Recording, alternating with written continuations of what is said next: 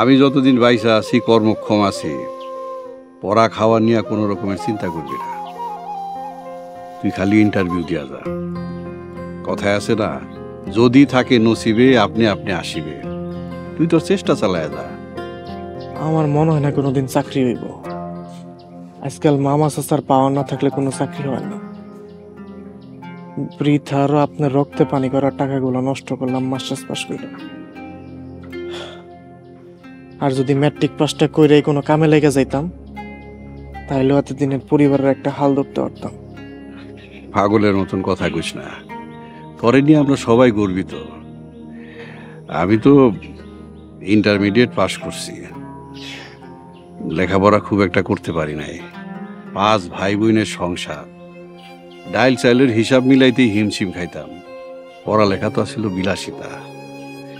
তা আমার স্বপ্ন আছিল আমার সন্তান মাস্টার্স পাস করব।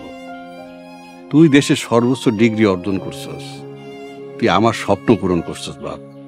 তোমার স্বপ্ন তো পূরণ হইল, কিন্তু লগে যোগ করে দিলাম এক রাশ হতাশা।